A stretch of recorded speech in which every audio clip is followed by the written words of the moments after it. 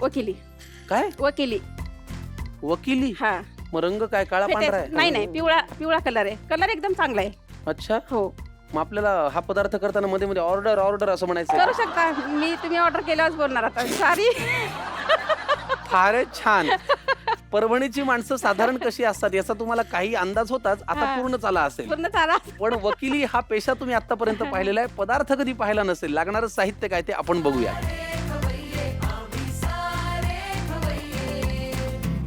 चला राधिकाताई, आता आपल्याला वकिली हा पदार्थ करायचा आहे. हो. लागणारं साहित्य काय ते सांगा.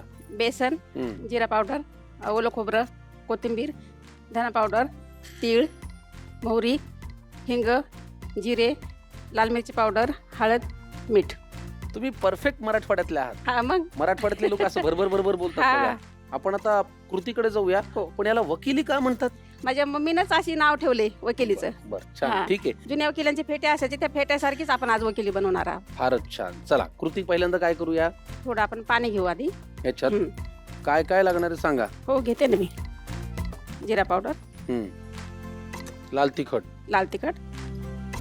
तिखट काय आला की अजून घालू का? हळद.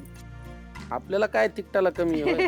हा, बस ठीक आहे. बस. परभणीचे म्हणले आपण दोघांचं मिलाप म्हणले थोडंसं जास्तच व्हायला पाहिजे. झणझणीत. झणझणीत. धणे पावडर. धने पावडर, थोडंसं हिंग हिंग आणि चवीपुरतं मीठ. मीठ. कारण मीठ आपण त्याच्यात जरा जास्त घातलं तर कसं हे थोडंसं कमी होते नंतर मग. बर, पाणी घालू का हा आता? हा.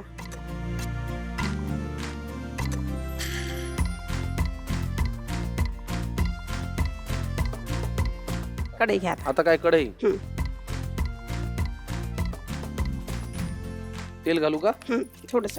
बघा किती लागणार आहे. बस बस पुरे. फक्त चमक आली पाहिजे आपल्याला. बस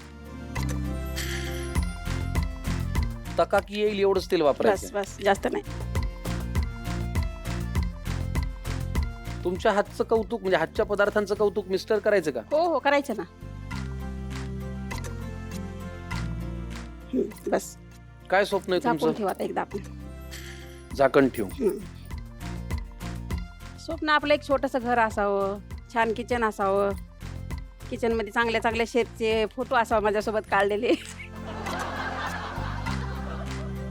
ठेवा झाकून.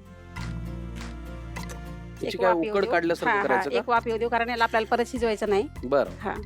आणि असंच आपल्याला सोऱ्यात टाकून वकिली फेटा बनवायचा आहे. वकिली फेटा बनवायचा हा. आहे. चला, बेसनाचं हे जे मिश्रण आहे ते छान घट्ट झालेलं आहे. आता काय करायचं पुढे? त्याला एकदा चांगलं मळून घेते आता. मळून घेता? हा, आणि सोऱ्यात टाकून आपल्याला त्याचे हे करायचे. मळून घ्यायला मी तुम्हाला एका प्लेट मध्ये काढून देतो.